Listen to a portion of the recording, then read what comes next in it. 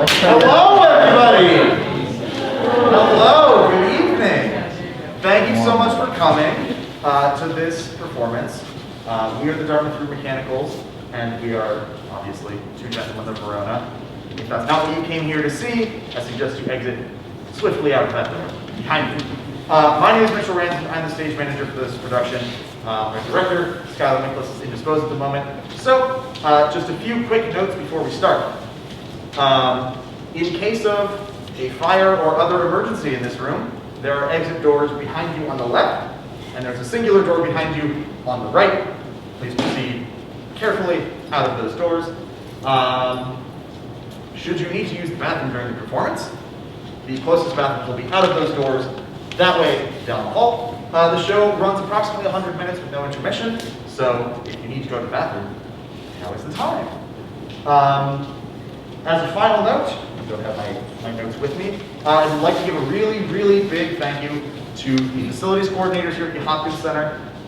If you don't know who the Dartmouth Group Mechanicals are, we are a student-run Shakespeare group. We put on a show every term, but we are the only group on campus that is entirely student-run, so we don't normally get to perform in spaces in the Hop.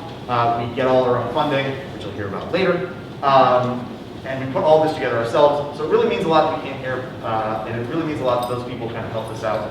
So those Hop facilities coordinators that I'd like to thank, Sonia Schumacher and Lisa Hayes. Let's give them a nice round. All right. Without further ado, I think we're going to get right into the Two Gentlemen of Verona. Enjoy.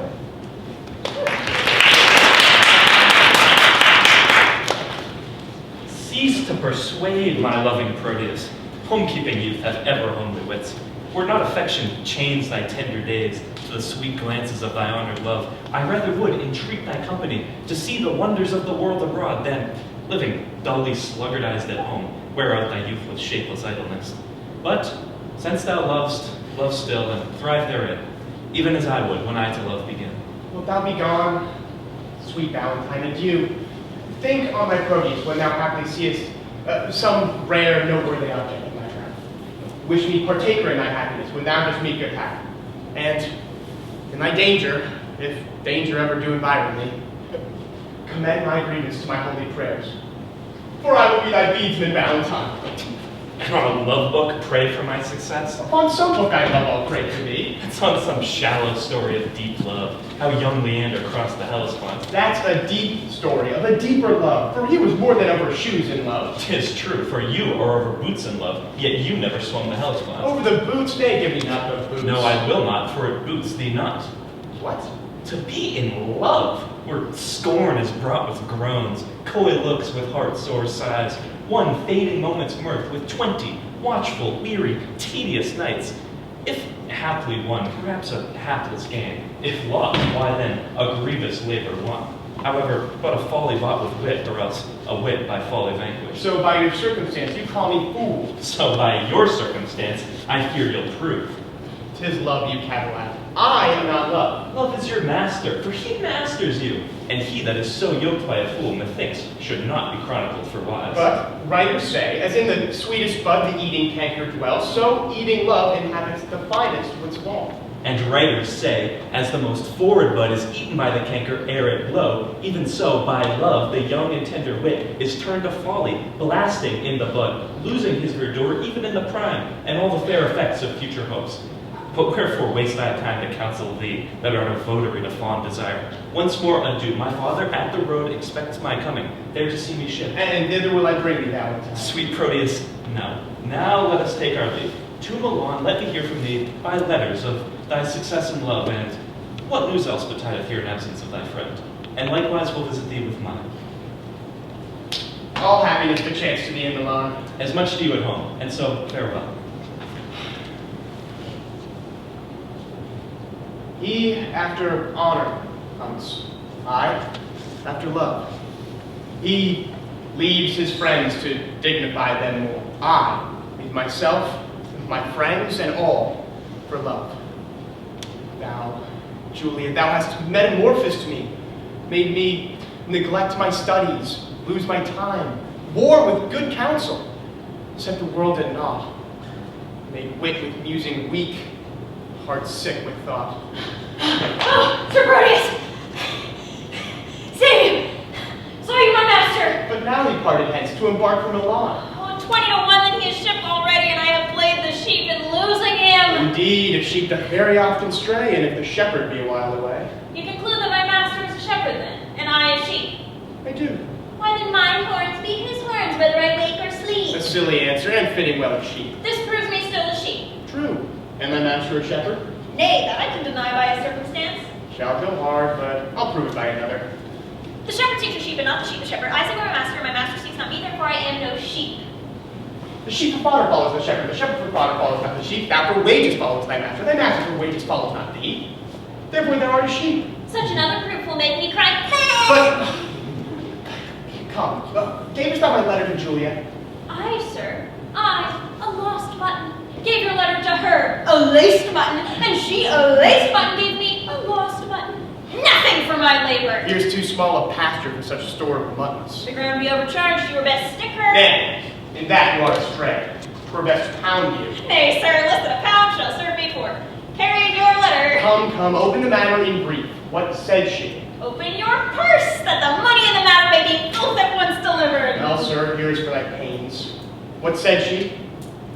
Truly, sir, I hardly think you'll win her. Why? Couldst thou perceive so much from her? Sir, I could perceive nothing at all from her. Not so much as a ducat for carrying your letter, and being so hard to me that brought your mind and fear shall prove as hard to you in telling your mind. What? Give her no token but stones, for she is hard as steel. What said she? Nothing? No? Not so much as take this for thy pains!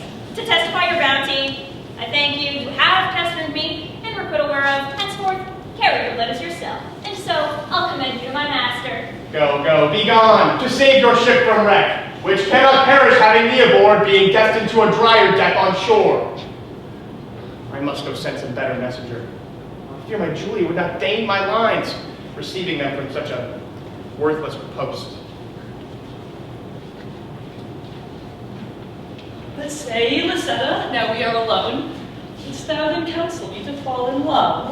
Aye, madam, so you stumble not unheedfully. Of all the fair resort of gentlemen that every day with parle encounter me, in thy opinion, which is worthiest love? Please you repeat your names. I'll show my mind according to my shallow, simple skill. What thinkst thou of the fair Sir Eglamour? As of a knight, well spoken, neat and fine, but were I you, he never should be mine. What thinkst thou of the rich Mercatio? Well of his wealth, but of himself so-so. What thinkst thou of the gentle Proteus? Lord, to see what folly reigns in us! Oh, now what means this passion and its name? Oh, pardon, dear madam, 'tis a passing shame that I, unworthy body as I am, should censure thus on lovely gentlemen. Why, not on Proteus as of all the rest. And thus, of many good, I think him best. Your reason? I have no other, but a woman's reason. I think him so, because I think him so. And wouldst thou have me cast my love on him? Aye, if you thought your love not cast away.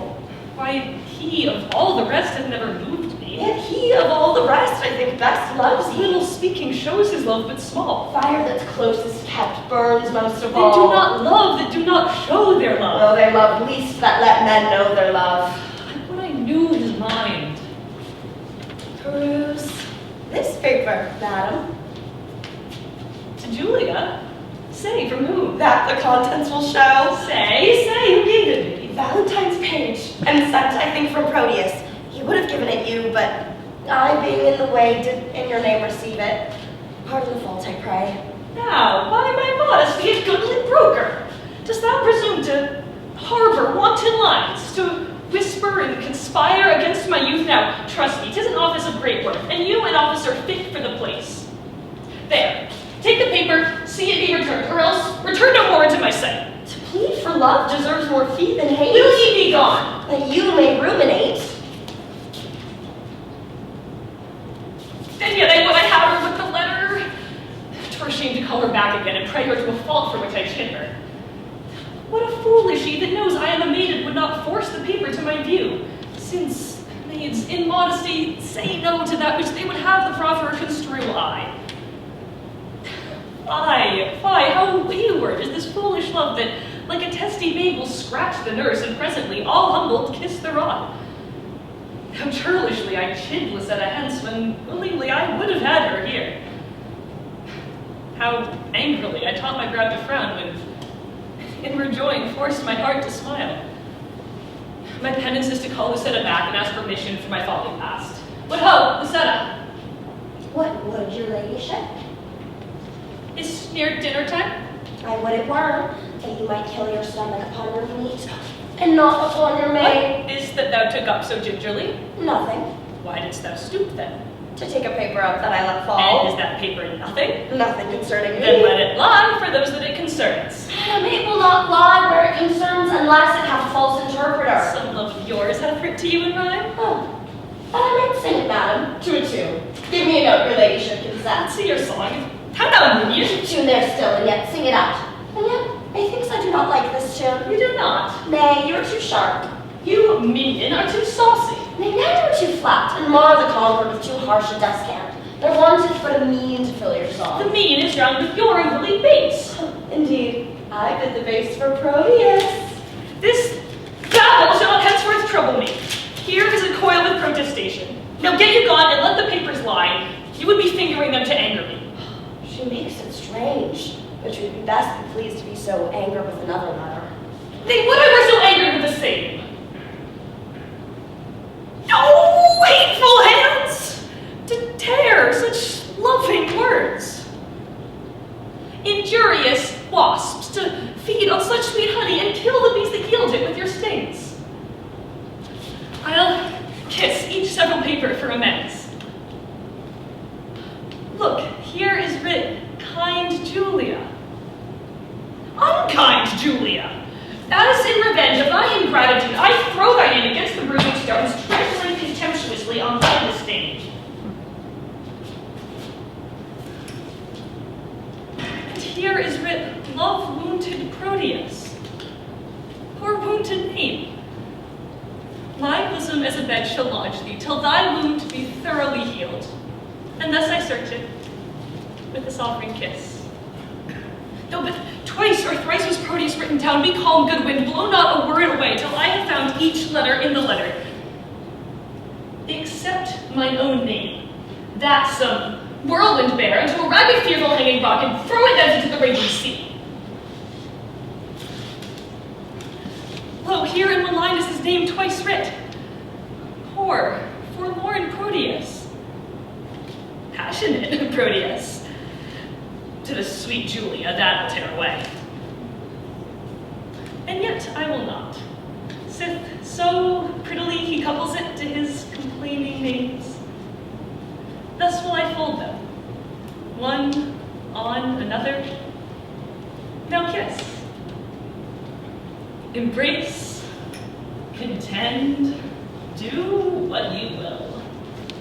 Madam, dinner is ready, and your father stays. So let us go. What? Shall these papers lie like tall tales here? If you respect them, best to take them up. Nay, I was taken up for laying them down, yet here they shall not lie, for fear of catching cold. I see you have a month's mind to them. You may say what sights you see. I see things too. Although you judge, I wink. Come, please you go. Tell me, Panthina, what sad talk was that wherewith my brother held you in the cloister? 'Twas of his nephew, Proteus, your son. Why, what of him? He wondered that your lordship would suffer him to spend his time at home, while other men of slender reputation forth their sons seek preferment out. Some to the wars to try their fortune there, some to discover islands far away, some to the studious universities. For all these exercises, he said that Proteus your son was meet, and did request me to importune you to let him spend his time more at home, which would be great impeachment to his age, having known no travel in his youth. Nor needst thou much importune me to that whereon this month I have been hammering. I have considered well his loss of time, and how he cannot be a perfect man, not being tried and tested in the world. Experience is by industry achieved, and perfected in the swift course of time. Then, tell me, whither were I best to send him? I think your lordship is not ignorant how his companion, youthful Valentine, attends the emperor in his royal court. I know it well. 'Twere good, I think, your lordship sent him thither. There shall he practice tilts and tournaments, hear sweet discourse, converse with noblemen, and be in the eye of every exercise worthy his youth and nobleness of birth. I like thy counsel. Well hast thou advised, and that thou mayst perceive how well I like it, the execution of it shall make known. Even with the speediest expedition, we will dispatch him to the emperor's court. Tomorrow may it please you, Don Alfonso with some other gentlemen of good esteem are journeying to salute the emperor and to commend their service to his will. Good company, with them shall Proteus go. And in good time, now will we break with him. Sweet love, sweet lines, sweet life. Here is her hand, the agent of her heart. Here is her oath for love, her honor's pawn. Oh, that our fathers would applaud our loves to seal our happiness with their consents. Oh, heavenly Julia. How now? What letter are you reading there? May it please your lordship. Is a word or two of commendations sent from Valentine, delivered by a friend that came from him. Well, lend me the letter. Let me see what news. There is no news, my lord, but that he writes how happily he lives, how well beloved and daily graced by the emperor, wishing me with him partner to his fortune. And how stand you affected to his wish? As one relying on your lordship's will and not depending on his friendly wish. My will is something sorted with his wish. Muse not that I thus suddenly perceive, for what I will, and there an end. I am resolved that thou shalt spend some time with Valentinus in the emperor's court. What maintenance he from his friends receives, like exhibition shalt thou have from me. Tomorrow be in readiness to go. Excuse it not, for I am peremptory. My lord, I cannot be so soon provided. Please you, deliberate a day or two. Look, what thou wants shall be sent after thee. No more of stay. Tomorrow must thou go. Come on, Panfino, you shall be employed to hasten on his expedition.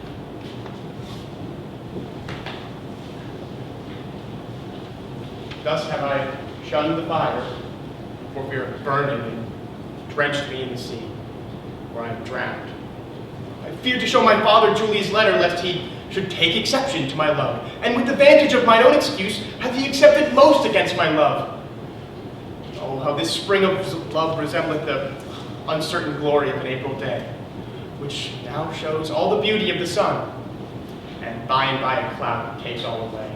So Proteus, your father calls for you. He is in haste, therefore I pray you to go.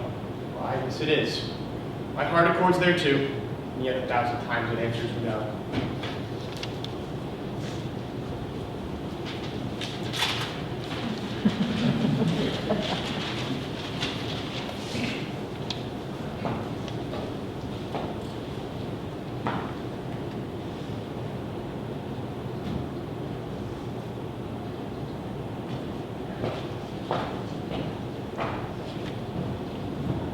Sir, your glove. Not mine. That is maybe yours, but one. Let me see. Fine, give it me, it's mine.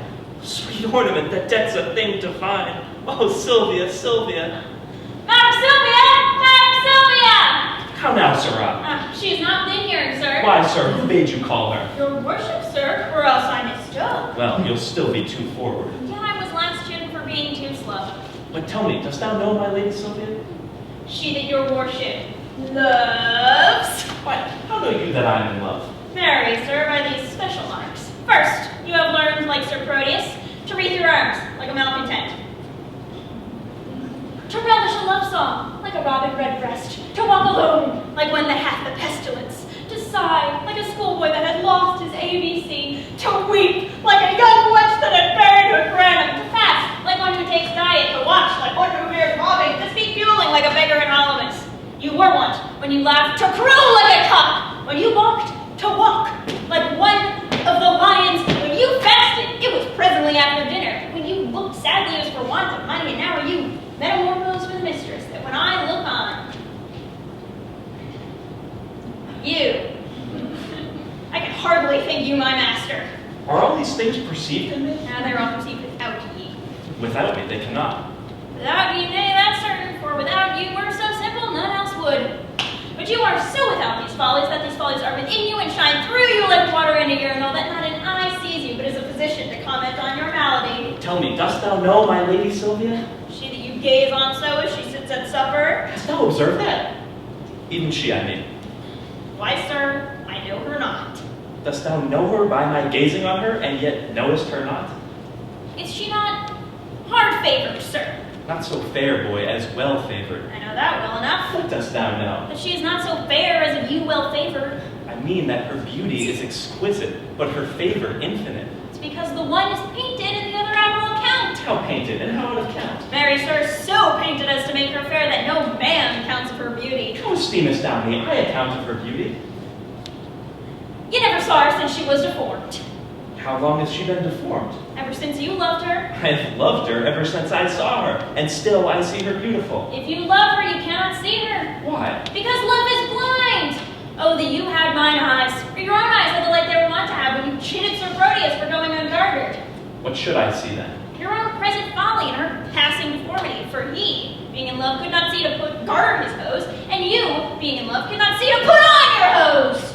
Polite boy, then you are in love, for last morning you could not see to wipe my shoes. True, sir. I was in love with my bed. I thank you. You swing me for my love, which makes me the bolder to chide at you for yours. In conclusion, I stand affected to her. I would you were said that your affection would cease. Last night she enjoined me to write some lines to one she loves. And have you? I have. Are they not lamely writ? No, boy, but as well as I can do them. Peaceful, here she comes.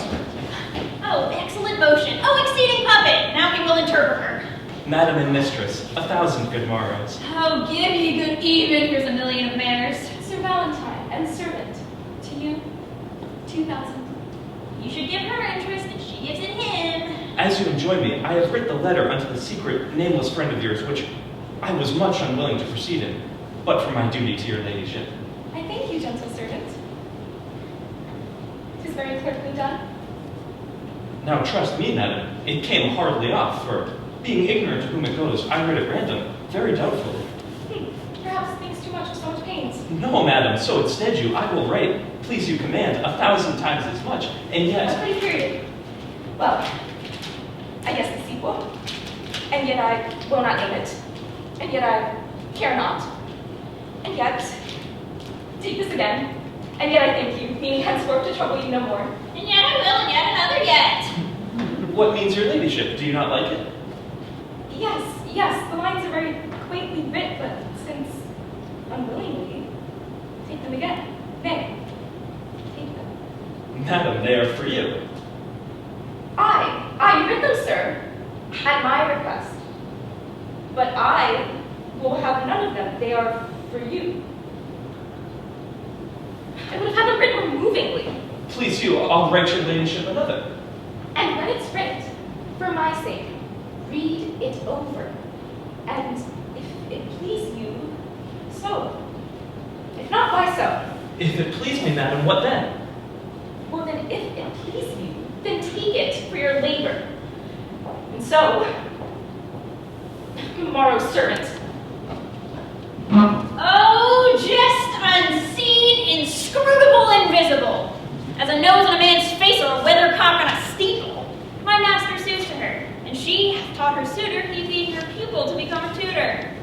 Oh, excellent device! Was there ever heard better that my master, being scribe, to himself should write the letter? How now, sir, what are you reasoning with yourself? Nay, sir, I was rhyming. 'Tis you that have the reason.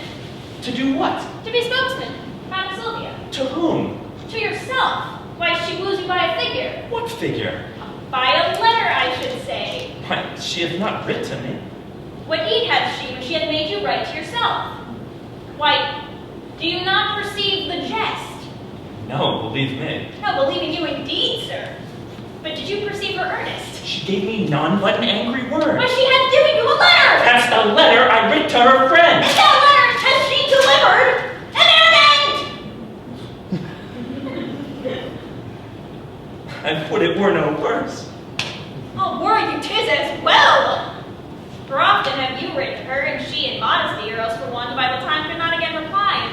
Fearing else some messenger that might her mind discover, herself hath taught her love himself to write unto her lover. All this I say in print, for in print I bound it. Why muse you, sir? 'Tis dinner time. I have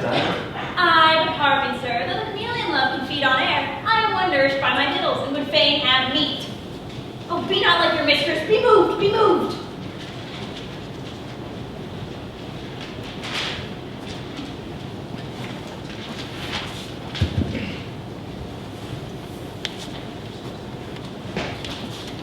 Have patience, gentle Julia. I must, there is no remedy. When possibly I can, I will return. If you turn not, you will return the sooner. Keep this remembrance, for thy Julia's sake. Why, then, we'll make exchange. Here, take you this. And seal the bargain with a holy kiss? Here is my hand, for my true constancy. And when that hour overslips me in the day wherein I sigh not, Julia, for thy sake, the next ensuing hour, some foul mischance torment me for my love's forgetfulness. My father stays my coming. Answer not, the tide is now. Nay, not the tide of thy tears. That tide will stay me longer than I should. Julia, farewell. Well, gone without a word. Ah, so true love should do. It cannot speak, for truth hath better deeds than words to grace it. So Proteus, you are stayed for. I come. Alas, this parting strikes poor lovers dumb.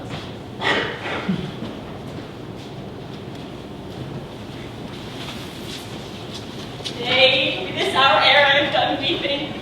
All the kind of glances have this very fault. I have received my portion, like the prodigious son, and am going with Sir Proteus to the imperial court. I think Crab, my dog, be the sourest natured dog that lives. My mother weeping, my father wailing, my sister crying, our maid howling, our cat wringing her hands, and all our house in a great perplexity. And yet, did not this cruel-hearted cur shed one tear. He's a stone. A very pebble stone, and hath no more pity in him than a dog. Nay, I'll show you the manner of it. This shoe is my father. No, this left shoe is my father. No, this left shoe is my mother. Nay, that cannot be so neither. I was so, for happy, worser soul. This shoe with the hole in it is my mother, and this my father. A vengeance on it. There it is. Now, sit. This staff is my sister, for look you, she is as white as a lily and as small as a wand. And I am the dog. No, the dog is himself, and I am myself, so. Now come I to my father. Father, your blessing. Now should the shoe not speak a word for weeping. Well, should I kiss my father? Well, he weeps on. Now come I to my mother. Oh, that she could speak now like a wood woman. Well, I kiss her. Oh, aye, there it is, my mother's breath up and down. Now come I to my sister. Mark the moan she makes. Wham! Wham! Wham! And the dog, all this while, sheds not a tear nor speaks a word. But see how I lay the dust with my tears. Launce! Away, aboard! Thy master is shipped and thou art supposed after with oars. What's the matter, man? Why weeps thou? Away, Ash, you'll lose the tide if you tarry any longer. It is no matter if the tide were lost, for it is the unkindest tide ever any man tied. What is the unkindest tide? Why, he that's tied there. Crab. My dog. Tut, man, I mean thou lose the flood. And losing the flood, lose thy voyage.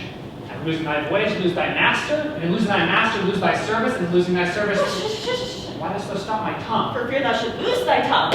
Where should I lose my tongue? In thy tail. In my tail.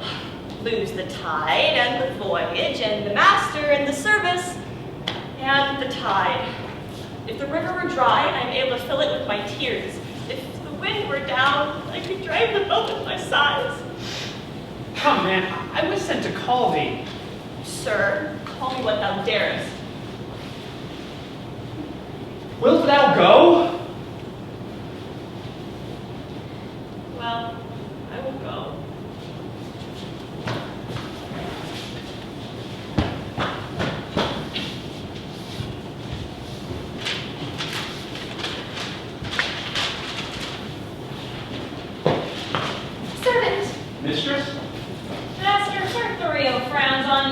Aye, boy, it's for love. Ah, you. Of my mistress, then. For good you knocked him. Servant, yourself. Indeed, madam, I seem so. Seem you that you are not? Happily, I do. So do counterfeit. So do you. What seem I that I am not? Wise. What evidence of the contrary? You're folly. And how quote you my folly? I quote it in your jerkin. What jerkin is a doublet? Oh, then I'll double your folly. How? What angry Sir Thurio? Do you change color? Give him leave, madam. He is a kind of chameleon. That have more mind to feed on your blood than live in your air. You have said, sir. And done so too for this time. I know it well, sir. You always end ere you begin. A fine volley of words, gentlemen, and quickly shut off. 'Tis indeed, madam. We thank the giver. And who is that servant? Yourself, sweet lady, for you gave the fire. Sir Thurio borrows his wit from your ladyship's looks, and spends what he borrows kindly in your company. Sir, if you spend word for word with me, I will make your wit bankrupt. I know it well, sir. You have an exchequer of words, and I think no other treasure to give your followers, for it appears by their bare liveries that they live by your bare words. No more. Gentlemen, no more. Here comes my father. Ah, daughter Silvia, you are hard beset. Sir Valentine, your father's in good health. What say you to a letter from your friends? Much good news. My lord, I will be thankful to any happy messenger from this. Know you Don Antonio, your countryman? Hath he not a son? I, my good lord, a son that well deserves the honor and regard of such a father. You know him well. I know him as myself, for from our infancy we have conversed and spent our hours together, and though myself have been an idle truant, omitting the sweet benefit of time to clothe mine age with angel-like perfection, yet hath Sir Proteus, for that's his name, made use and fair advantage of his days. His years but young, but his experience old, his head unmellowed, but his judgment right, and, in a word, for far behind his worth comes all the praise I now bestow. He is complete in feature and in mind, with all good grace to grace a gentleman. Sure be, sir, but if you make this good, he is worthy of an empress's love, as meet to be an emperor's counselor. Well, sir, this gentleman has come to me with commendation from great potentates, and here he means to spend his time a while. I take this as no unwelcome news to you. Should I have wished a thing, it had been he. Welcome him then, according to his word. Silvia, I speak to you, and you, Sir Thurio, or Valentine, I need not cite him to it. I'll cite him hither to you presently. This is the gentleman I had told your ladyship had come along with me, but that his mistress did hold his eyes locked in her crystal looks. Belike she having franchised them upon some other pawn for fealty? Nay, sure I think she holds them prisoners still. Nay, then he should be blind. And being blind, how can he find his way to seek out you? My lady love hath 20 pair of eyes. They say that love hath not an eye at all. To see such lovers, Thurio, as yourself, upon a homely object, love can wink. Have done, have done. Here comes the gentleman.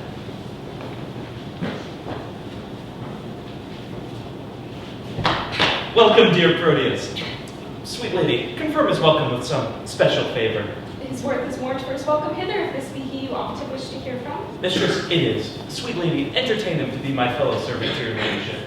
Too low a mistress for so high a servant. Not so, sweet lady. But too mean a servant to have a look of such a worthy mistress. Leave off discourse of disability. Sweet lady, entertain him for your servant. My duty will I boast of, nothing else.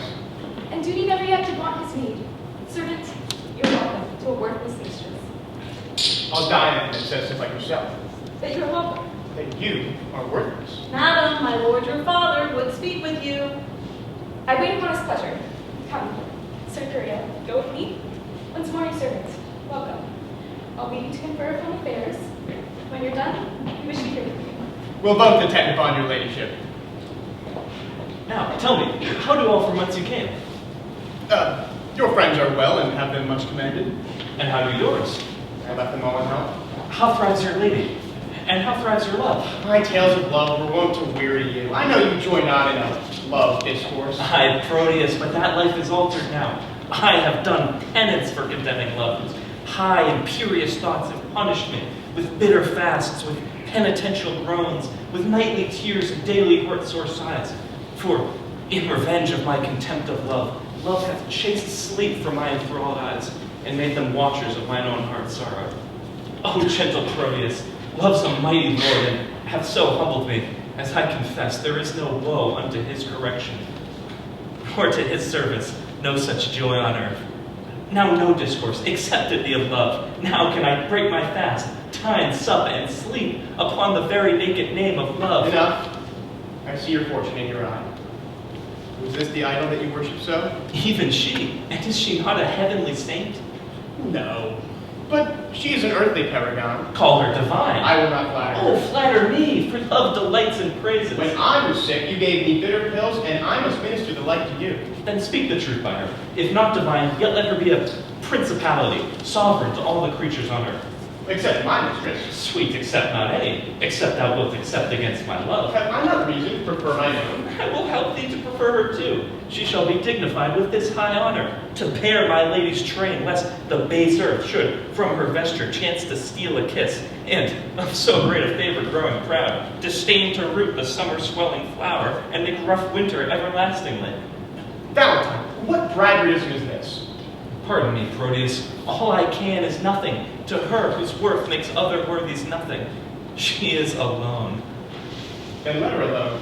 Not for the world. Why, man, she is mine own. And I, as rich in having such a jewel as 20 seas, if all their sand were pearl, the water nectar, and the rocks pure gold. Forgive me that I do not dream on thee, because thou seest me dote upon my love. My foolish rival, that her father likes, only for his possessions are so huge, is gone with her along, and I must after for love, thou knowest, is full of jealousy. But she loves you. Aye, and we are betrothed. Nay, more, our marriage hour, with all the cunning manner of our flight determined of, how I must climb her window, the ladder made of cords, and all the means plotted and agreed on for my happiness. Good Proteus, go with me to my chamber, in these affairs to aid me with thy counsel. Go on before. I will inquire you forth. I must unto the road to disembark some necessaries that I needs must use. And then I will presently attend you. Will you make haste? I will. Even as one heat another heat expels, or one nail by strength drives out another, so the remembrance of my former love is by a newer object quite forgotten. Is it mine or Valentine's praise? Her true perfection, or my false transgression that makes me reasonless to reason thus?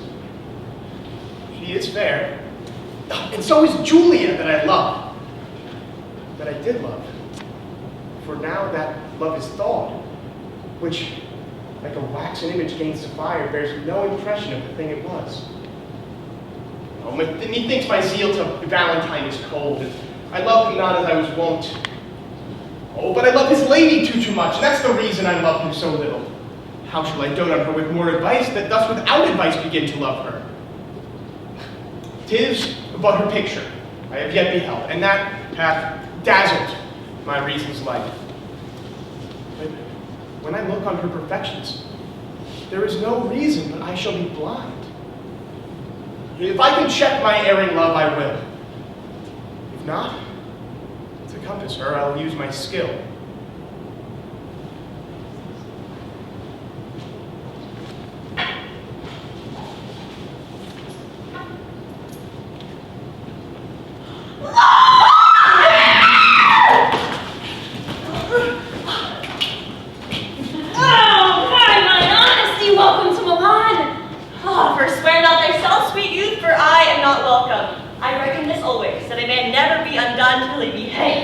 Nor never welcome to a place till a certain shot be made and the host to say welcome. Mind you that cap. All to the alehouse with you, where for one shot of 5 pence thou shalt have 5,000 welcomes. But tell me, how did thy master part, good Madam Julia? Merry after day close in earnest, they parted very fairly in jest. How shall she marry him? No. How then? Shall he marry her? No, neither. What? Are they broken? No, they're both as full as a fish. Why then how stands the matter with them? Very thus. When it stands well with him, it stands well with her. What an ass art thou! I understand thee not. What a block art thou without appearance not? My staff understands thee. What thou sayest? I what I do too. But lean, and my staff understands me. Stands under thee indeed. I stand under, and understand is all one. But tell me true, will it be a match? Ask my dog. If you say I, it will. If you say no, it will. If you shake his tail and say nothing, it will.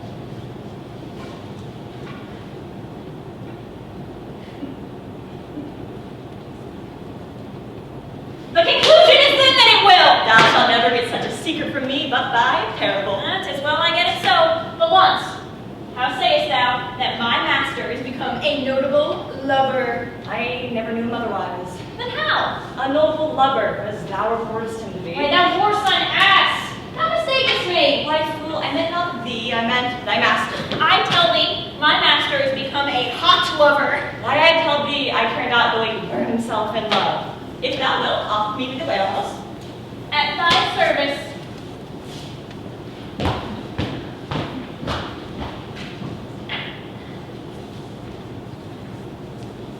To leave my Julia shall I be forsworn. To love fair Silvia shall I be forsworn. To wrong my friend I shall be much forsworn. And even that power which gave me first my oath provokes me to this threefold perjury. Love bade me swear, and love bids me forswear. Oh, sweet suggesting love, if thou hast sinned, teach me, thy tempted subject, to excuse it. Julia I lose, and Valentine I lose. If I keep them, I needs must lose myself. If I lose them, find I by their loss, for Valentine myself, for Julia to Silvia. I to myself am dearer than a friend, for love is still most precious in itself. I will forget that Julia is alive, remembering that my love to her is dead, and Valentine I'll hold an enemy, aiming at Silvia as a sweeter friend. I cannot now prove constant to myself without some treachery aimed to Valentine. This night he meaneth with a corded ladder to climb celestial Silvia's chamber window, myself in counsel, his competitor. Now, presently, I'll give her father notice of their disguising an intended flight, who, all enraged, will banish Valentine, for Thurio, he intends, shall wed his daughter. But Valentine being gone, I'll quickly cross with some sly trick, blunt Thurio's dull proceeding. Love, grant me wings to make my purpose swift, as thou hast lent me wit to plot this drift.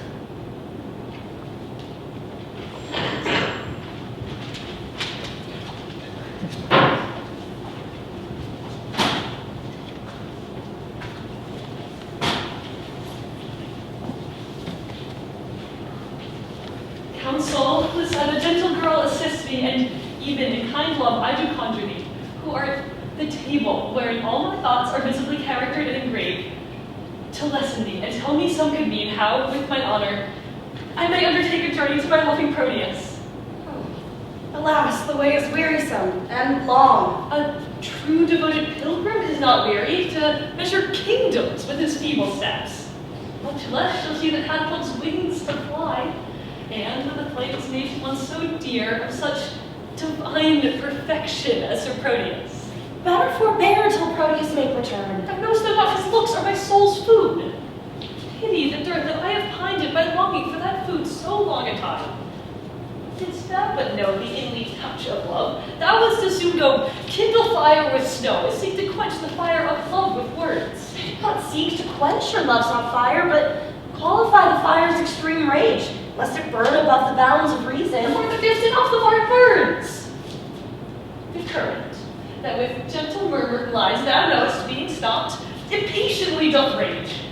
But when his fair course is not hindered, he makes sweet music with the enameled stones, giving a gentle kiss to every sad she overtaketh in his pilgrimage. And so, by many winding nooks he strays with willing sport to the wild ocean. But let me go, and hinder not my course. I'll be as patient as a gentle stream, and make a pastime of each weary step, till the last step brought me to my love. And there I'll rest, as after much turmoil a blessed soul doth in Elysium. But in what habit will you go along? Not like a woman, for I would prevent the loose encounters of lascivious men. Gentle Lucena, fit me with such weeds as may beseem some well-reputed page. Well, why then your ladyship must cut your hair. No, girl, I'll knit it up in 20-odd conceited true love knots. To be fantastic may become a youth of greater time than I shall ship to be. What fashion then shall I make your breeches? Why, even what fashion, thou must lice the setup. But tell me, wench, how will the world repute me for undertaking so unstaid a journey? I fear me it will make me scandalized. If you think so, then stay at home and go not. Nay, that I will not.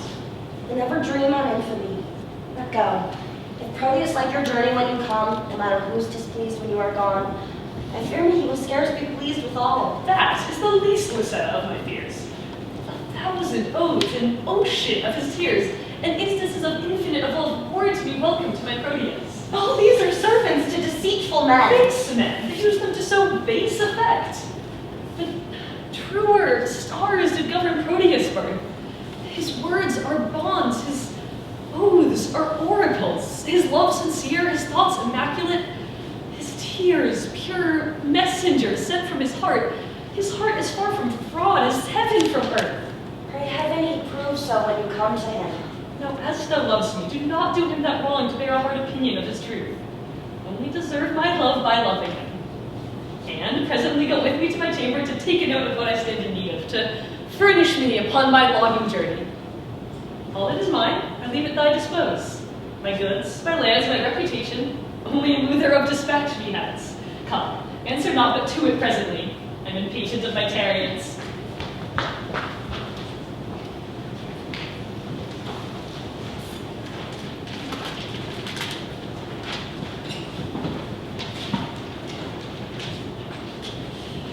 Now, tell me, Proteus, what is your will with me? My gracious lord, that which I would discover the law of friendship bids me to conceal. But when I call to mind your gracious favors done to me, undeserving as I am, my duty pricks me on to utter that which no other worldly good would draw from me. No, worthy prince, this night Sir Valentine, my friend, intends to steal away your daughter, myself and one made privy to the plot. I know you have determined to bestow her on Thurio, whom your gentle daughter hates. Should she thus be stolen away from you, it would be much vexation to your age. Thus, for my duty's sake, I rather chose to cross my friend in his intended drift than, by concealing it, heap on your head a pack of sorrows which would press you down, being unprevented, to your timeless grave. Proteus, I thank thee for thine honest care, which you requite command me while I live. This love of theirs, myself have often seen happily when they have judged me fast asleep, and oftentimes a purpose to forbid Sir Valentine her company and my court, but as hearing thus my jealous aim might err, and so unworthily disgrace the man, rashness that I have yet shunned, I gave him gentle looks, thereby to find that which thou hast now disclosed to me. And that thou mayest perceive my fear of this, knowing that tender youth is soon suggested, my nightly lodger in an upper tower, the key whereof myself have ever kept, and thence she cannot be conveyed away. No, noble lord, they have devised to me how he her chamber window will ascend, and with a corded ladder fetch her down, for which the youthful lover now is gone, and comes this way with it presently, where, if it please you, you may intercept it. But, good my lord, do it so cunningly that my discovery be not aimed at. For love of you, not hate unto my friend, that may be publisher of this pretense. Upon mine honor, you shall never know that any light from thee of this. And you, my lord, Sir Valentine is come. Sir Valentine! Whither away so fast? Please it your grace, there is a messenger that stays to bear my letters to my friends, and I am going to deliver them. Be they of much import? The tenor of them doth but signify my health and happy being at your court. Nay, no matter. Stay with me a while. I am to break with thee of some matters that touch me near, wherein thou must be secret. 'Tis not unknown to thee how I have sought to match my friend Sir Thurio to my daughter.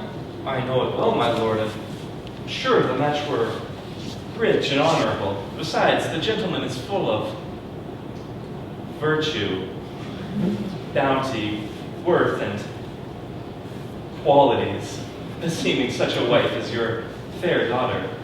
Cannot your grace win her to fancy him? No, trust me.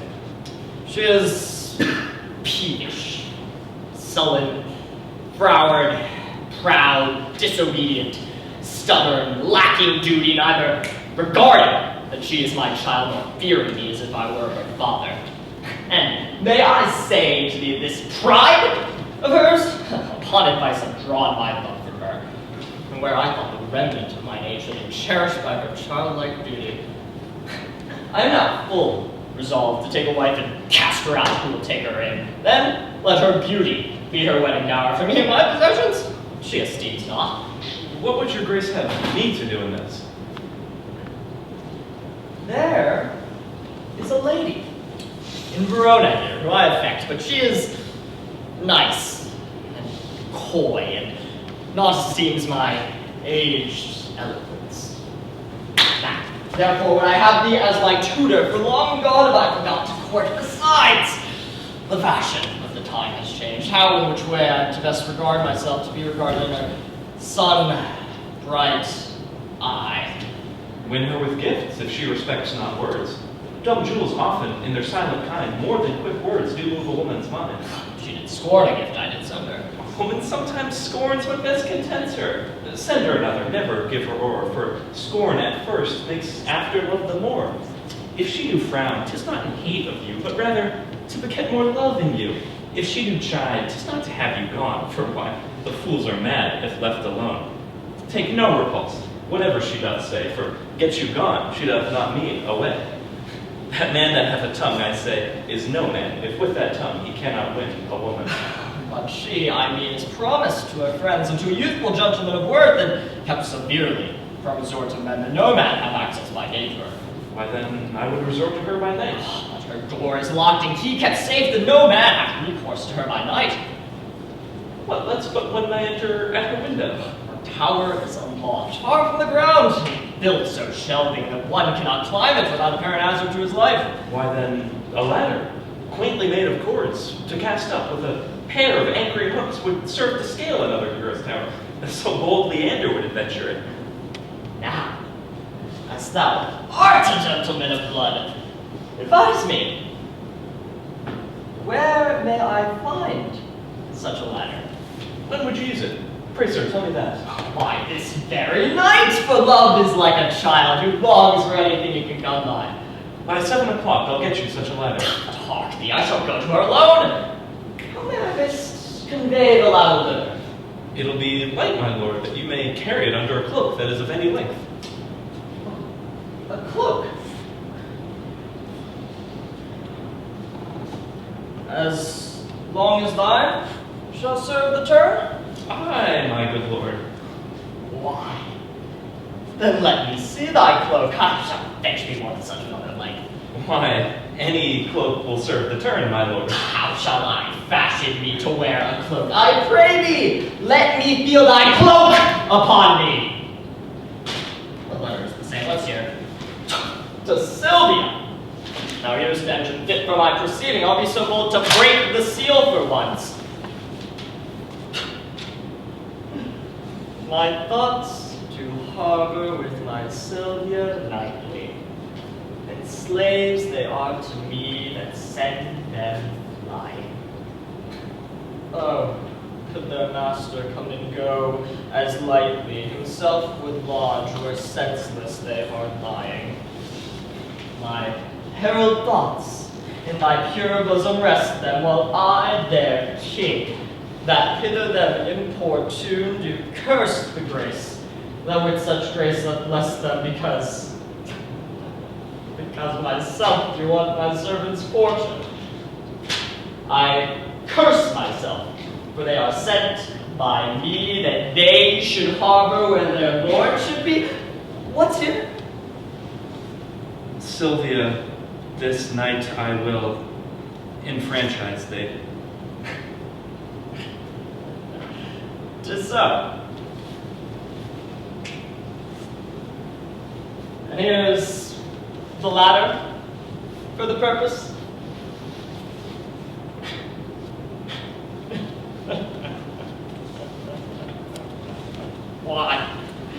Why, Burton! For thou art Merup's son.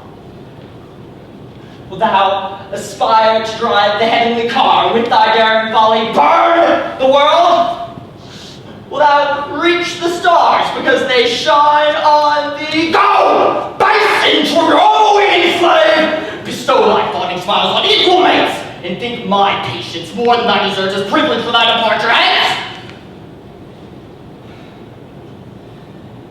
Thank me for this.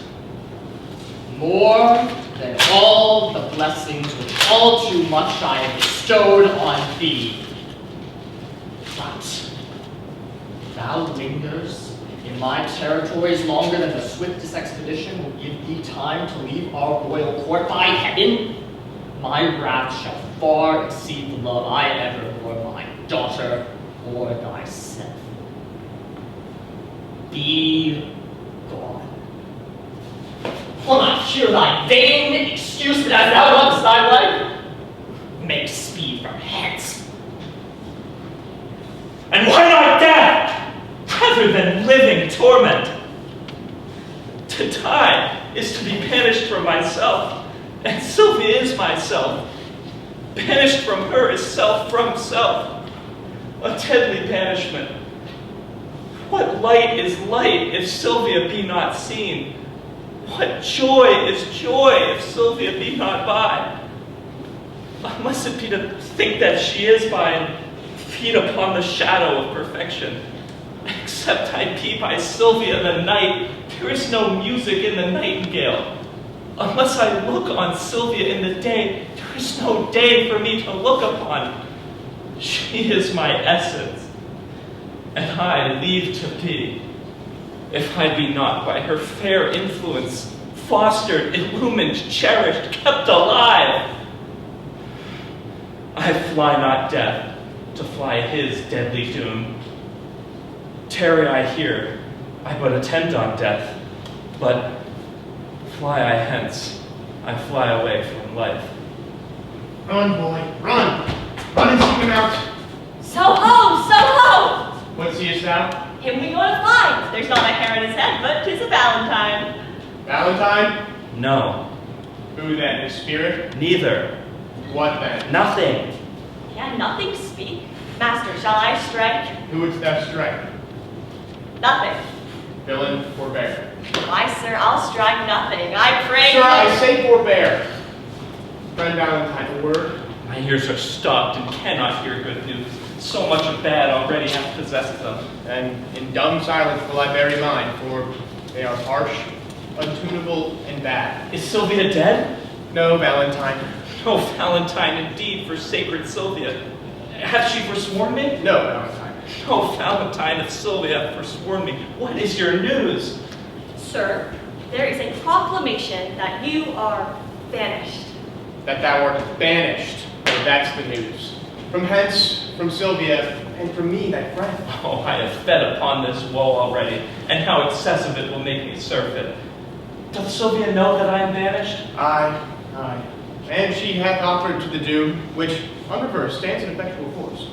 A sea of melting pearl, which some call tears. Those at her father's churlish feet she tendered, with them her humble self, on her knees, wringing her hands, whose whiteness so became them as if but now they waxed pale for woe.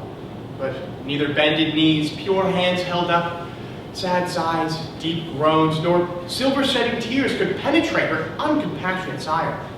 But Valentine, if he be ta'en, must die.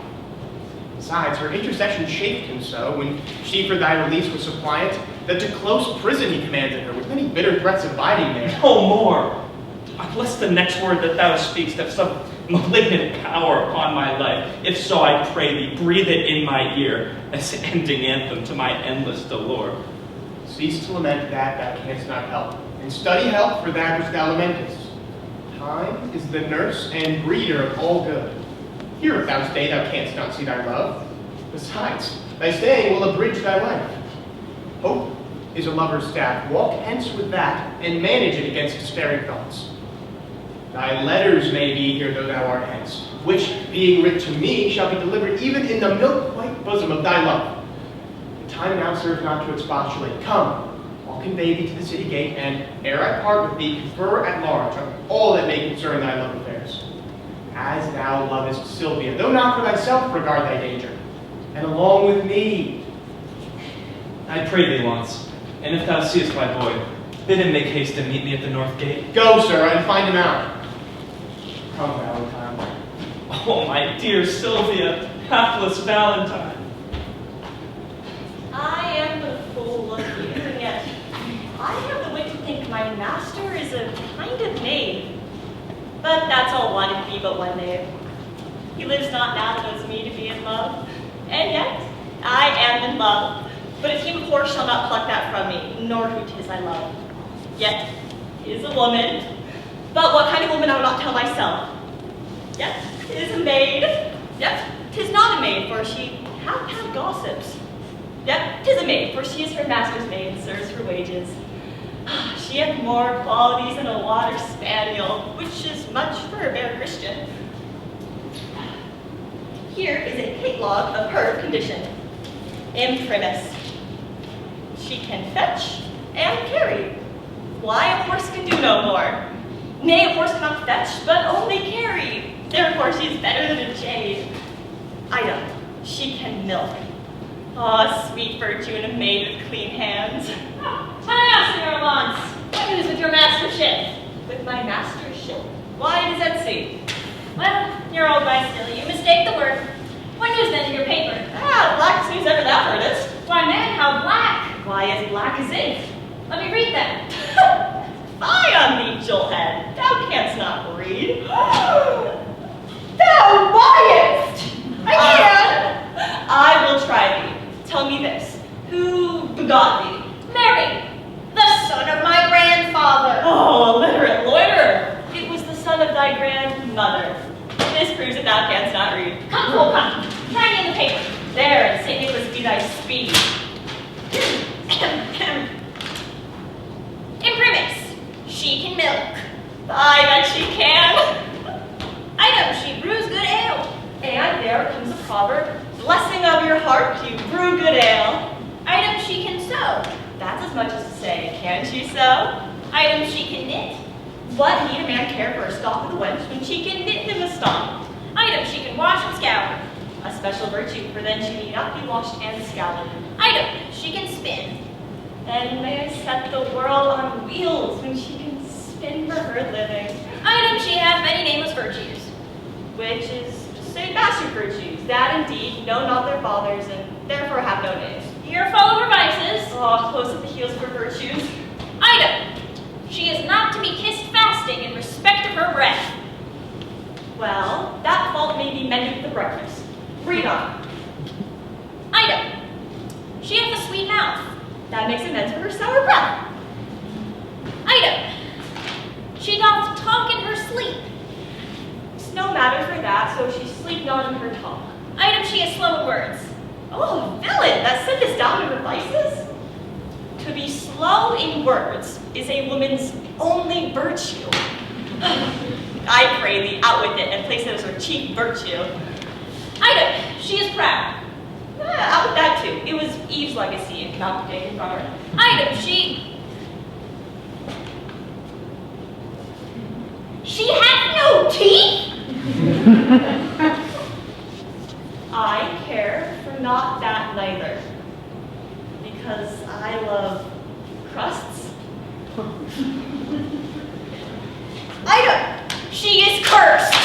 Well, the best is she hath no teeth to bite.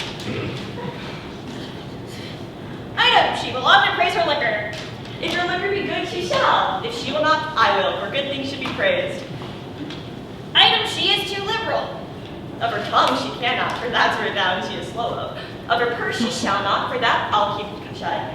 Now of another thing she may, and well, that cannot I help. Well, I'll have her, and if it be a match, as nothing is impossible. Oh, what then? Oh, why then I tell thee, that thy master stays for thee at the north gate. For me? Aye, for thee, who art thou? He had stayed for a better man than thee. And I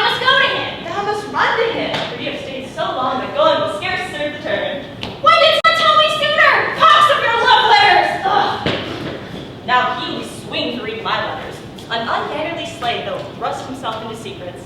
I'll after, to rejoice in the boy's correction. Sir Thurio, fear not, but that she will love you. Count Valentine is banished from her sight. Since his exile, she hath despised me most, forsworn my company, and railed at me that I am desperate of obtaining. This weak impress of love is as a figure trenched in ice. With an hour's heat dissolves to water and not lose his form. A little time will melt those frozen thoughts, and worthless Valentine will be forgotten. Oh, how now, Sir Proteus? Is your countryman according to our proclamation gone? Gone, my good lord. My daughter takes its going grievously. A little time, my lord, will kill that grief. So I believe, but Thurio thinks not so. Proteus, the good conceit I hold of thee, for thou hast shown some sign of good desert, makes me the better to confer with thee. Longer than I prove loyal to your grace, let me not live to look upon your grace. Thou knowest how willingly I would effect the match between Sir Thurio and my daughter. I do. And also, I think thou art not ignorant how she opposes her against my will. She did, my lord, when Valentine was here. Aye, and perversely she persevers so. What might we do to make the girl forget her love of Valentine and love Sir Thurio? The best way is to slander Valentine with falsehood, cowardice, and poor descent. 3 things women highly hold in hate. But then she'll think it be spoken hate. Aye, if his enemy deliver it, therefore it must with circumstance be spoken by someone whom she esteemeth as his friend. Then you must be the one to slander him. And that, my lord, I shall be loath to do. 'Tis an ill office for a gentleman, especially against his very friend. Where your good words cannot advantage him, your slander can never damage him. Therefore the office is indifferent, being entreated to it by your friend. You have prevailed, my lord. If I can do it by aught that I can speak in his dispraise, she shall not long continue love to him. But say this weed her love for Valentine. It follows not that she will love Sir Thurio. Therefore, as you unwind her love from him, lest it should ravel and be good to none, you must provide to bottom it on me, which must be done by praising me as much as you in worth dispraise Sir Valentine. And Proteus, we do dare trust you in this kind, because we know, on Valentine's report, that you already love stern votary and cannot soon revolt and change your mind. Now, upon this warrant, show you have access, where you with Silvia may confer at large, for she is lumpish, melancholy, heavy, and for her friend's sake will be glad. Where you, with your persuasion, may temper her to hate young Valentine and love my friend. As much as I can do, I will effect. But you, Sir Thurio, are not sharp enough. You must lay line to tangle her desires by wailful sonnets, whose composed rhymes should be full fraught with serviceable vows. Aye, much is the force of heaven-bred poesy. Say that on the altar of her beauty you sacrifice your tears, your sighs, your heart, right till your ink be dry, and with your tears moist it again, and frame some feeling line that may discover such integrity. After your dire lamenting elegies, visit by night your lady's chamber window with some sweet concert. To their instruments tune a deploring doth. The night's dead silence will well become such sweet complaining grievance. This or nothing else will inherit her. This discipline shows that thou hast been in love. And thy advice this night I'll put into practice. Therefore, sweet Proteus, my direction giver, let us into the city presently to sort some gentlemen well skilled in music. I have a sonnet that will serve the turn to give the onset to thy good advice.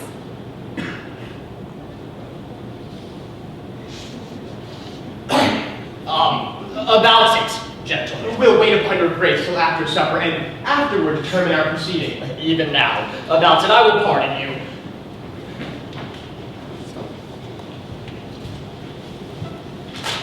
Then, time fast. I see. Fast. Oh, if there be 10 straight out, but down with it. Stand, sir, and throw us what you have about ye. If not, we'll make you sit and rifle you. Sir, we are undone. These are the villains all the travelers do fear so much. My friends, That's also son. Ah, very Beast, we'll hear him. Aye, by my beard will we, for he's a proper man. Then know that I have little wealth to lose. A man I am crunched with adversity. My riches are these poor habiliments, of which, if you should here disfurnish me, you take the sum and substance that I have. Whither travel you? To Verona, Whence came you? from Milan, Have you long sojourned there? some 16 months, and longer might have stayed, if crooked fortune had not thwarted me. What? Were you banished thence? I was, For what offense? for that which now torments me to rehearse. I killed a man, whose death I much repent, but yet I slew him manfully in fight, without false vantage or base treachery. Why? Near repented if it were done so. But were you banished for such a small fault? I was, and held me glad of such a doom. Have you the tongues? My youthful travel therein have made me happy, or else I often had been miserable. The bare scalp of Robin Hood's fat friar, this fellow were a king for our wild faction.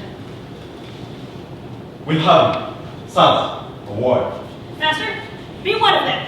It is an honorable kind of thievery. Peace, villain. Tell us this. Have you anything to take to? Nothing but my fortune. Know then that some of us are gentlemen, such as the fury of ungoverned youths thrust from the company of lawful men. Myself was from Verona banished for practicing to steal away a lady, an heir, a near ally unto the Duke. And I for Mantua, for a gentleman who, in my mood, I stabbed under the heart. Ah, such rich terms as these. But to the purpose, for we cite our faults, and they may hold excuse our honest lives. And pardon, saying you are beautified. Godly shape, and by your own report, a linguist, a man of such perfection, as we in our quality much want. Indeed, because you are banishment, above the rest we parley to you. Are you content to be our general, to make a virtue of necessity and live as we do in this wilderness? What sayest thou? Will thou be of our consort? Say I and be the captain of us all. We'll do thee homage and be ruled by thee. Love thee as our commander and our king. But if thou scorn our majesty, thou doubtest. Thou shalt not live to brag what we offer. I take your offer, and will live with you, provided you do no outrages on silly women or poor passengers. No! We detest such base, vile practices. Come, go with us. We'll bring you to our cruise and show thee all the treasure we have got, which, with ourselves, all the rest at thy dispose.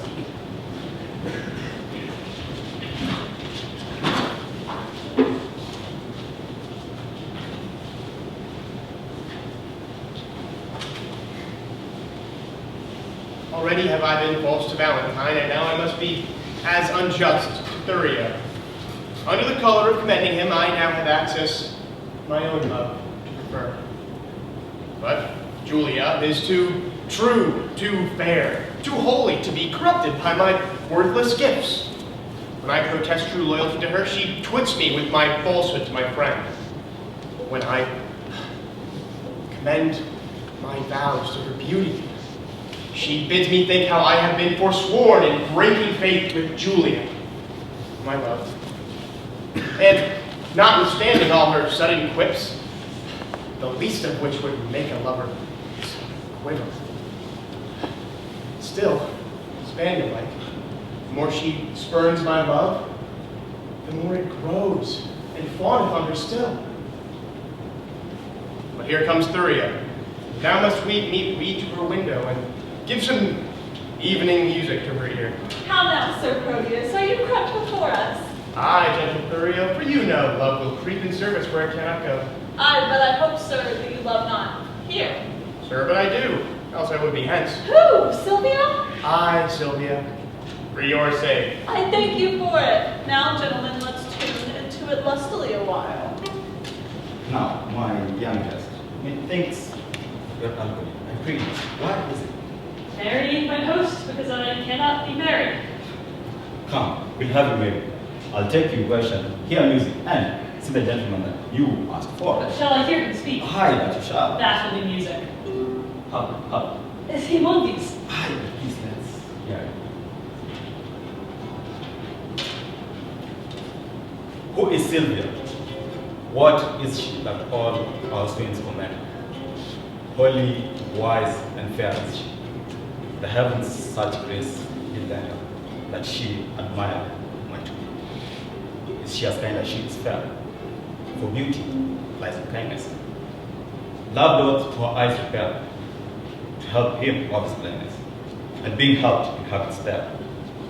Then to Silvia let us sing, that Silvia is excelling. She excels each mortal thing upon the earth dwelling. How now are you sadder than you were before? The music likes you not. You mistake. The musician likes me not. Why, my pretty? He plays false, father. Out of the strings. Not so, but yet so false that he grieves my very heartstrings. I perceive you depend on the music. Not a whit when it jars so. But host, this Sir Proteus that we talk on often resorted to this gentlewoman. I'll tell you what, once his man told me he loved her out of all men. Where is Lot? Gone to seek his dog, which tomorrow, by his master's command, he must carry as a present for his lady. Peace, stand aside, the company parts. Gentle Thurio, fear you not. I will so plead that you shall say my cunning drift excels. Where meet we? St. Gregory's well. Farewell. Madam, good even to your ladyship. I thank you for your music, gentlemen. Who was that that spake? One lady, if you knew his pure heart's truth, you would quickly learn to know him by his voice. Sir Proteus, as I take it. Sir Proteus, gentle lady, and your servant, What's your will? that I may compass yours. You have your wish. My will is even this, that presently you hie home to bed, thou subtle, perjured, false, disloyal man. Thinkest thou I am so shallow, so conceited, to be seduced by thy flattery, that has deceived so many with thy vows? Return. Return and make thy love amends for me by this pale queen of night. I swear, I am so far from granting thy request that I despise thee for thy wrongful suit, and by and by intend to chide myself, even for this time I spend in talking to thee. I grant, sweet love, that I did love a lady, but she is dead. 'Twere false if I should speak, for I am sure she is not buried. Say that she be. Yet Valentine, thy friend, survives. And whom art witness I am betrothed, and art thou not ashamed to wrong him with thy importunacy? I likewise hear that Valentine is dead. Then so suppose am I. For in his grave assure thyself, my love is buried. Sweet lady, let me break it from the earth. Go to thy lady's grave and call her thence, or at the least in her sepulchre thine. He heard not that. Madam, if your heart be so obdurate, vouchsafe me yet your picture for my love. The picture that's hanging in your chamber. To that I'll speak. To that I'll sigh and weep. For if the substance of your perfect self be else devoted, I am but a shadow. And to your shadow will I make true love. 'Twere a substance, you would sure deceive it, and make it but a shadow as I am. I am very loath to be your idol, sir. But since your falsehood would become you well to worship shadows and adore false shapes, send to me in the morning and I'll send it. And so, good rest. As wretches have o'ernight that wait for execution in the morning. Come, host, will you go? I was fast asleep. Pray you, where lies Sir Proteus? Maybe at my house. Trust me, I think it is almost day. Not so, but it hath been the longest night that e'er I watched, and the most heaviest. Now is the hour that Madame Silvia entreated me to call and know her mind. There's some great matter she'd inform me in. Madam, Who calls? your servant and your friend, one that attends your ladyship's command. Sir Igamore, 1,000 times good morrow. As many worthy lady to yourself. According to your ladyship's impose, I am thus early come to know what service it is your pleasure to command me in. Sir Igamore, thou art the gentleman. Think not I flatter, for I swear I do not. Valiant, wise, remorseful, well accomplished. Thou art not ignorant what dear goodwill I bear unto the banished Valentine, nor how my father would have me marry vain Thurio, whom my very soul abhors. Sir Evermore, I would to Valentine, to Mantua, where I hear he makes abode. And, for the ways are dangerous to cross, I do desire thy worthy company, upon whose faith and honor I repose. Urge not my father's anger evermore, but think upon my grief, a lady's grief, and on the justice of my fine hands to keep me from a most unholy match, which heaven and fortune still rewards with plagues. I do desire thee, even from a heart as full of sorrows as the sea of sands, to bear me company and go with me. If not, to hide what I have said to thee, so I may venture to depart alone. Madam, I pity much your grievances, which, since I know they virtuously are placed, I give consent to go along with thee. Recking as little what betideth me as much I wish all good fortune you. When will you go? This evening coming. Where shall I meet you? At Friar Patrick's cell, where I intend holy confession. I shall not fail. Good morrow to your ladyship. Good morrow, kind Sir Evermore.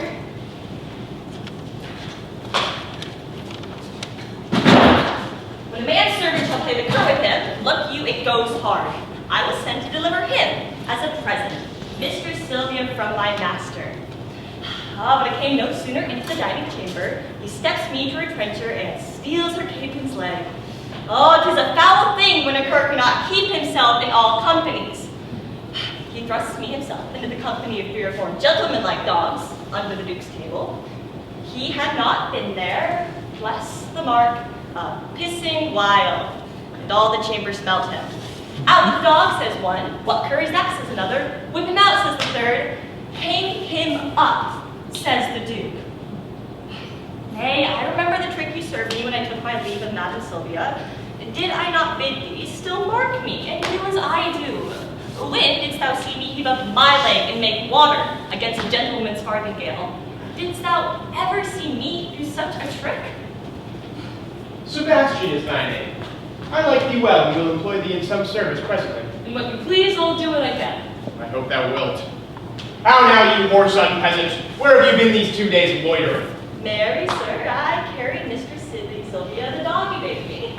And what says she to my little jewel? Ah, she says your dog is a cur, and that cur stinks is good enough for such a present. But she received my dog. No, indeed she did not. But here I brought it back again. Go get thee hence and bring my dog again, or ne'er return again to my sight. Away, I say. Sayest thou to vex me here? Slave, that still at end turns me to shame. Sebastian, I have entertained thee partly that I have need of such a youth that can with some discretion do my business, for 'tis no trusting to yon foolish lout.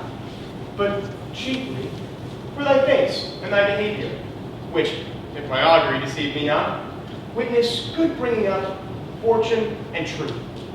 Therefore know thou for this I entertain thee. Take thou this ring, and deliver it to Madam Silvia. She loved me well, delivered it to me. It seems you love not her, to leave her token. She is dead, belike. Not so. Think she lives. Alas. Why dost thou cry aloud? I cannot choose but pity her, Wherefore shouldst thou pity her? because methinks that she loved you as well as you do love your Lady Silvia. She dreams of him, but has forgot your love. You dote on her, that cares not for your love. 'Tis pity love should be so contrary, and thinking of it makes me cry, alas. Well, take thou that ring and therewithal this life. That's her chamber. Tell her I claim the promise for her heavenly picture. My message done, hie home unto my chamber, where thou shalt find me, sad and solitary.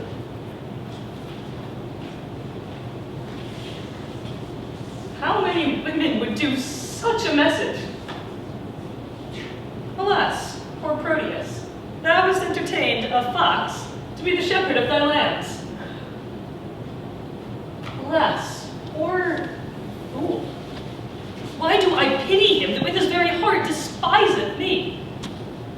Because he loves her, he despiseth me.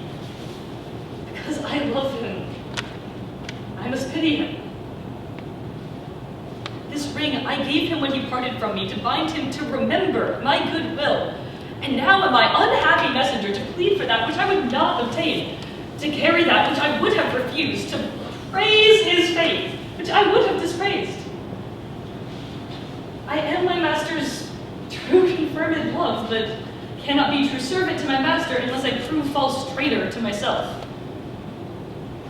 Yet will I woo for him, but yet so coldly as heaven it knows I would not have him speed.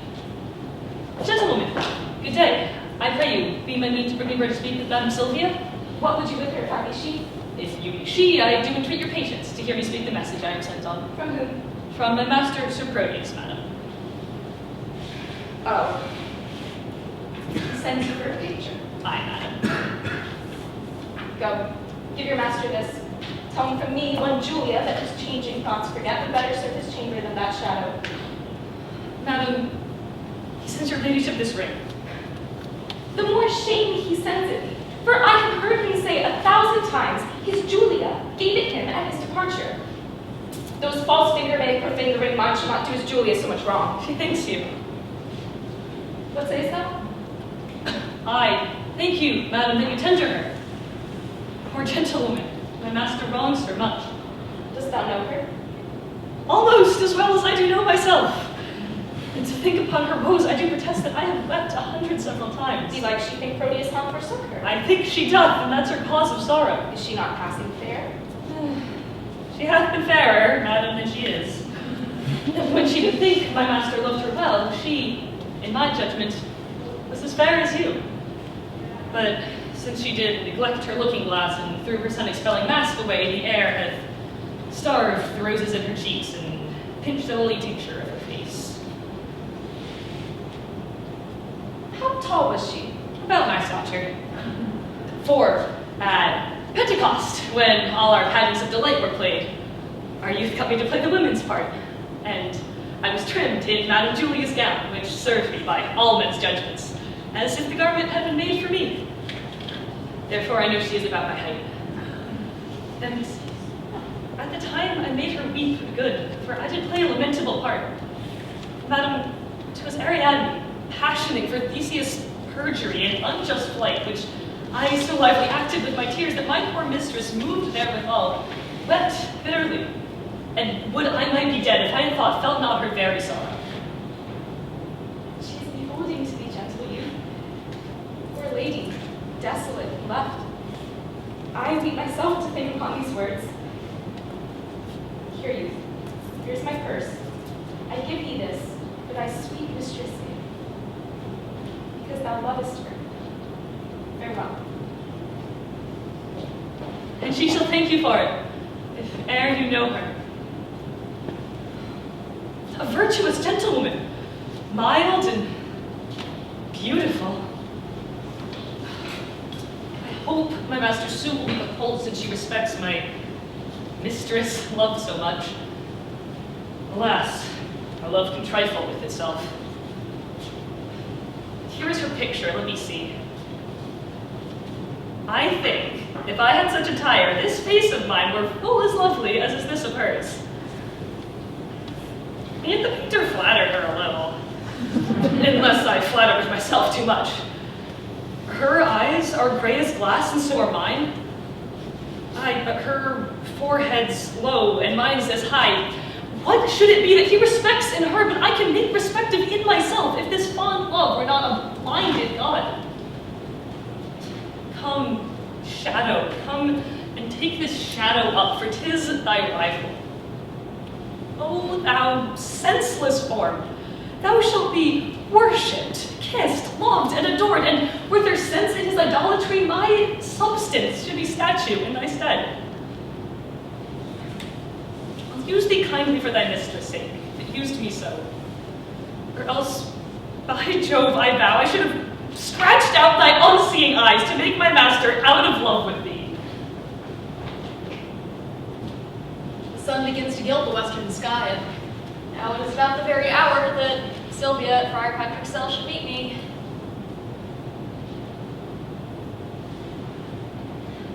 She will not fail, for lovers break not hours unless it be to come before their time, so much they hasten on their expedition. Oh, see where she comes!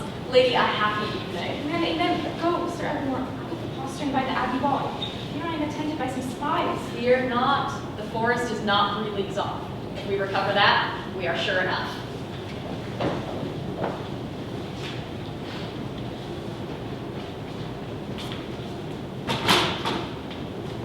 Sir Proteus, what says Silvia to my suit? Oh, sir, I find her milder than she was, and yet she takes some exceptions to your person. What, that my leg is too long? No, that it is too little. I'll wear a boot to make it somewhat rounder. But love will not be spurred to what it loathes. How like she my discourse? Ill when you talk of war. But well when I discourse of love and peace? But better indeed when you hold your peace. What says she to my valor? Oh, sir, she makes no doubt of that. What means she when she knows it cowardice? What says she to my birth? That you are well derived? True, from a gentleman to a fool. Considers she my possessions? Aye, sir, and pities them. Wherefore? That's such an ass to know them. But they are out by lease. Here comes the Duke. How not, Sir Proteus? How not, Thurio? Which of you saw Sir Evermore of late? Not I. Nor I. Saw you my daughter? Neither. Why, then she's fled into that peasant Valentine! Evermore is in her company. This is true. Our Friar Lords met them both as he and penance wandered through the forest. Him he knew well and guessed that it was she, but being masked he was not sure of it. Besides, she did attend confession at Patrick's cell this evening, and there she was not. These likelihoods confirm her flight from hence. Therefore, I pray you, stand not to discourse, but mount you presently, and meet with me upon the rising of the mountain foot that leads toward Mantua, whither they are fled. Dispatch, sweet gentlemen, and follow me. Why, this it is to be a peevish girl that flies her fortune when it follows her. I'll after, more to be revenged on Eglamour than for love of reckless Silvia. And I'll follow. More for Sylvia's love than hate of Eglamour that goes with her. And I will follow, more to cross that love than hate for Silvia that has gone for love.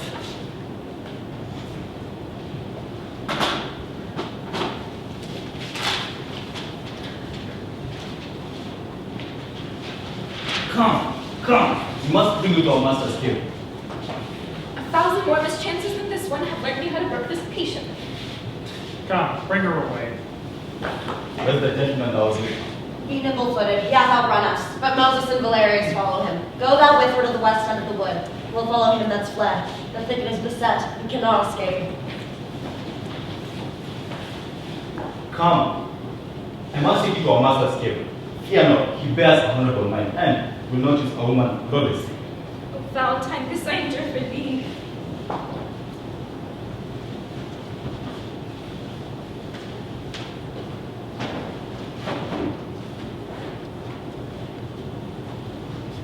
How use doth breed a habit in man. This shadowy desert, unfrequented woods, I better brook than flourishing peopled towns.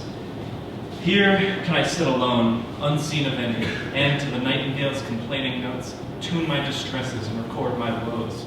O thou that dost inhabit my breast, leave not the mansion so long tenantless, lest, growing ruinous, the building fall, and leave no memory of what it was. Repair me with thy presence, Silvia, thou gentle nymph, cherish thy forlorn swain. Howling, and what stir is this today? These are my mates that make their wills their law, and have some unhappy passenger in chase. They love me well, yet I have much to do to keep them from uncivil outrages. Withdraw me, Valentine. Who's this comes here? Madam, this service have I done for you, though you respect not aught your servant doth, to hazard life and rescue you from him who would have forced your honor and your love. Vouchsafe me for my meed one fair look. A smaller boon than this I cannot beg, and less than this I am sure you cannot give. How like a dream is this I see and hear. Love, lend me patience to forbear a while. Oh, miserable, unhappy that I am. Unhappy were you ere I came, but by my coming I have made you happy. By thy approach thou makest me most unhappy. And me when he approacheth to your presence. Had I been seized by a hungry lion, I would have been breakfast to the beast rather than a false Proteus rescue me. Oh, heaven be judge how I love Valentine, whose life's as tender to me as my soul, and full as much. For more there cannot be, I do detest false, perjured Proteus. Therefore, be gone. Solicit me no more. What dangerous action! Started next to death, would I not undergo for one calm look? 'Tis the curse in love, and still approved, where women cannot love where they're beloved. Where Proteus cannot love, where he's beloved. Read over Julia's heart, thy first, best love, for whose dear sake thou didst rend thy faith into 1,000 oaths, and all those oaths descended into perjury to love me. Thou hast no faith left now, unless thou'st two, and that's far worse than none. Better to have none than plural faith, which is too much by one, thou counterfeit to thy true friend. In love who respects friend. All men but Proteus. Nay, if the moving spirit of gentle words can in no way change you to mild form, I'll woo you like a soldier at arm's end, and love you against the nature of love. Force you. Heaven! Ruffian! Let go that rude, uncivil touch, thou friend of an ill fashion. Valentine! Thou common friend, that's without faith or love, for such is a friend now, treacherous man. Thou hast beguiled my hopes, naught but mine eye could have persuaded me. Who should be trusted when one's own right hand is perjured to the bosom?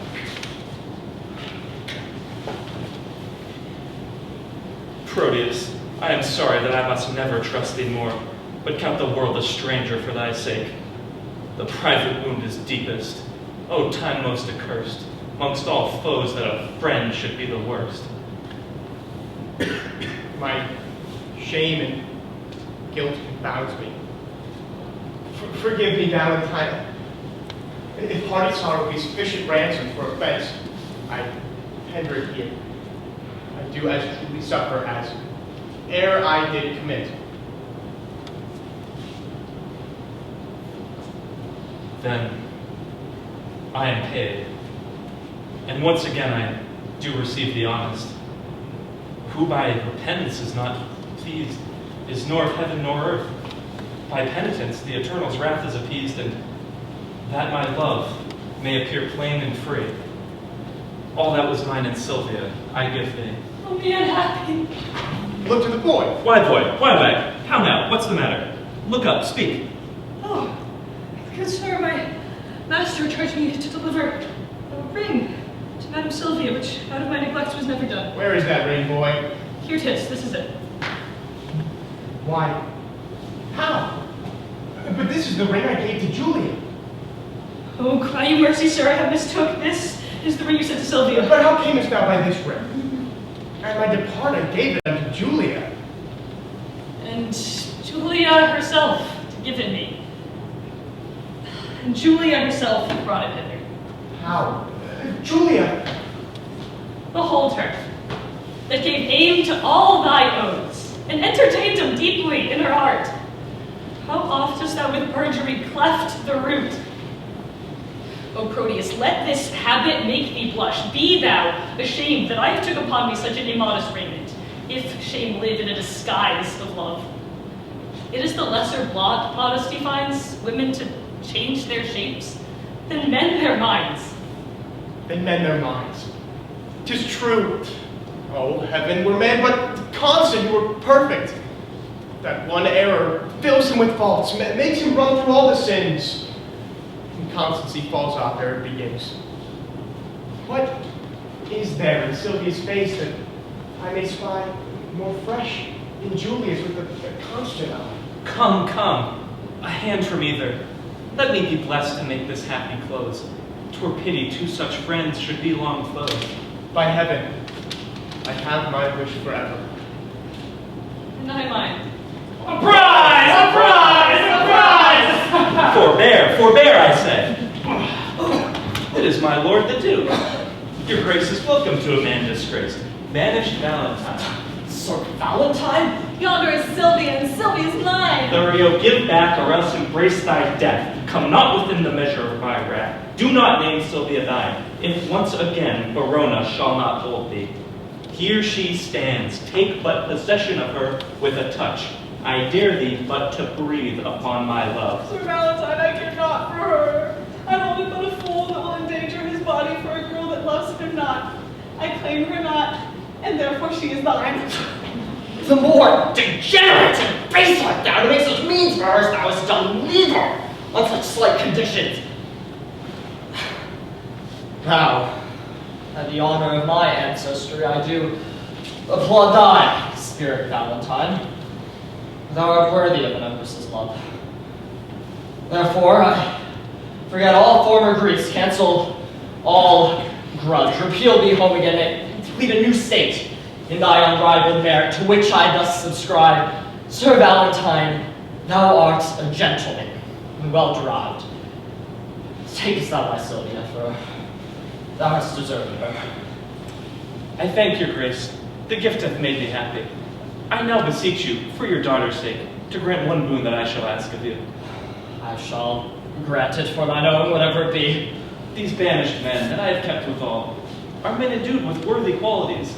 Forgive them what they have committed here, and let them be recalled from their exile. They are reformed, civil, full of good, and fit for great employment, worthy lord. Thou hast prevailed. I shall pardon them and thee. Now, come, let us go. We will include all jars of triumph, mirth, and rare solemnity. And as we walk along, I dare be bold with our discourse, to make your grace to smile. What think you of this page, my lord? I think the boy hath grace in him. Blushes. I warrant you, my lord, more grace than boy. What mean you by that saying? Please you, I'll tell you as we pass along, that you will wonder what hath fortuned. Come, Proteus, 'tis but your penance to hear the story of your loves discovered. That done, our day of marriage shall be yours. One feast, one house, one mutual happiness.